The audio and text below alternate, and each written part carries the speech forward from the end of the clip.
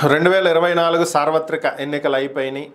YSR Congress party 11 సీట్లకు పరిమితం అయిపోయి ఘోర ఓటమిని అయితే చవిచూసింది. అయితే ఇక దీంతో వైసీపీ పని అయిపోయింది, వైసీపీ సత్తా అయిపోయింది, ఇక వైసీపీ కనుమరుగైపోతుంది అనుకున్నారు. సేమ్ టు సేమ్ గతంలో కూడా 23 సీట్లకు పరిమితమైనటువంటి తెలుగుదేశాన్ని ఆ రోజు జగన్ కూడా అలాగే అనుకున్నాడు. ఇక తెలుగుదేశం పని అయిపోయింది అని వైసీపీ నాయకులంతా కూడా అదే అనుకున్నారు.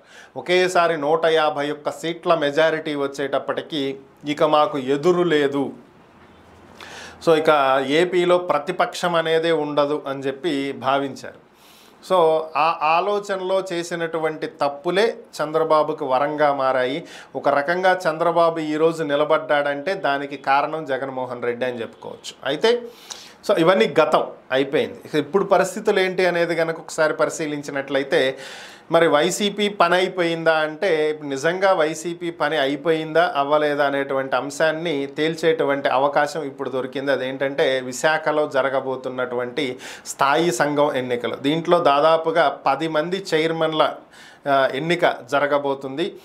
స్థానికంగా వైఎస్ఆర్ కాంగ్రెస్ పార్టీకి కార్పొరేషన్లో బలం ఉంది. అయితే ఆ బలాన్ని ఉపయోగించుకుని ఇప్పుడు వాళ్ళు గెలవాలని స్థాయి సంఘంలో గెలిచి తమ సత్తా ఏంటో చూపించాలని, వైసీపీ పని ఇంకా అయిపోలేదు అనేది చూపించాలనేది వైసీపీ చూస్తున్నటువంటి అంశం.